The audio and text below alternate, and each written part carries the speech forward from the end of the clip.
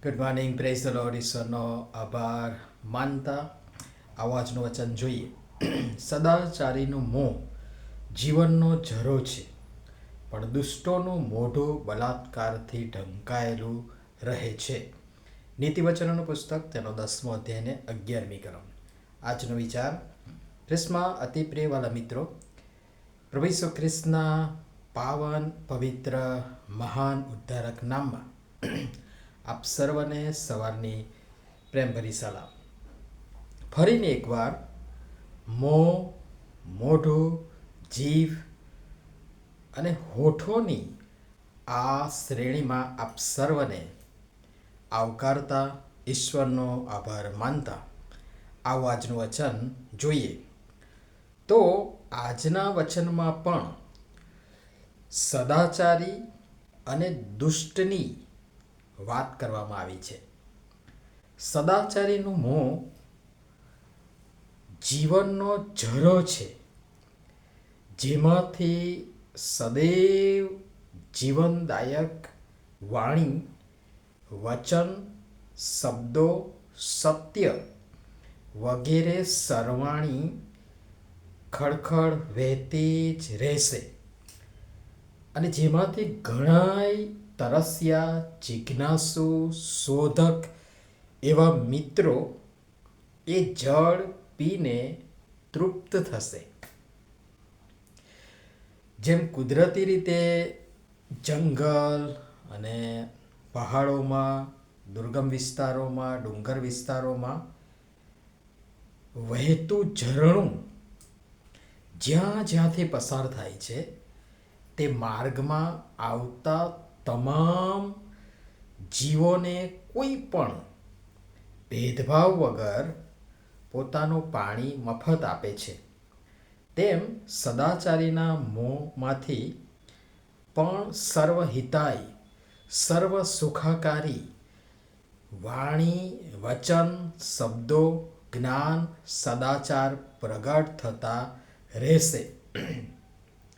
પણ મૂર્ખ જે આડેધડ વગર વિચાર્યું ને બેફામ બોલી બોલીને પોતાની જીભ, મોં, મોઢું, હોઠોને બે લગામ રીતે રાખી બેકાબુ બની એલ ફેલ બોલે છે, અને એક રીતે વાણી, શબ્દો દ્વારા પણ બલાત્કારી તરીકે વર્તી ન કેવળ શારીરિક કિંતુ માનસિક, આત્મિક, સામાજિક અને આર્થિક નુકસાન પણ કરે છે, અને વળી માણસની શાંતિ, આનંદ હણી લઈ તેને ચિંતાગ્રસ્ત પણ કરે છે. અને એમ એક રીતે આવા દુષ્ટ લોકો ક્યાંક ને ક્યાંક પોતાના મોં, મોઢા, હોઠ ને જીભને કાબૂમાં કે દાબમાં ન રાખી જ્યાં ને ત્યાં પલીતો ચાપી, આગ સળગાવી, બધું તહેસ નહેસ કરી માણસોની શાંતિ અને આનંદ બલાત્કારે પડાવી લે છે, લૂંટી લે છે કે હણી લે છે. અને એ દુષ્ટતા પાપ અને અવિચાર્યું બોલવાને કારણે ને લોકોને એક બે વાર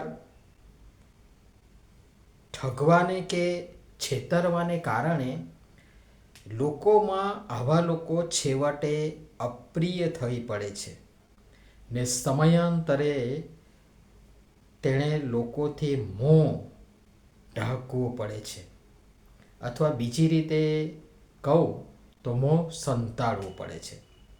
અને તેથી આપણા મોં, મોઢાથી જીવનોને તૃપ્ત કરનારી વાણી બોલી સદાચારી બની એ જરાને વહેવા દઈએ.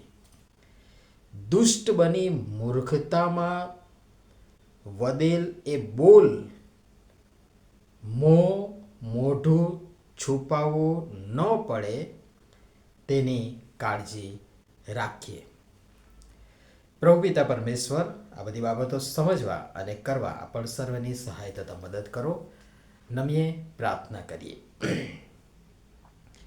પ્રેમાળ, મહાન અને ગૌરવ ઈશ્વર, તમે અમને આપેલ મોઢું, જીભ અને હોઠો દ્વારા સારું, આશીર્વાદિત, શુભ બોલી, સદાચારી બની અમારા મોઢા, જીભ અને હોઠોને ઘણાયના માટે અને ખુદ અમારા પોતાને માટે પણ જીવનના ઝરો બનાવીએ માટે અમને એ સમજણ પૂરી પાડી. દુષ્ટ બની, મૂર્ખતા ભરી, ખોટીને દંભી, ઠગાઈ ભરી વાતો ઉચ્ચારી કોઈકના માટે નુકસાનકારક ન બનીએ અને જેના કારણે અમારે મોહ સંતાડવું ન પડે માટે કૃપા કરીને અમારી સર્વની તમે સહાય તથા મદદ કરો. પ્રભુ ઈસુના નામમાં આમેન. ધન્યવાદ.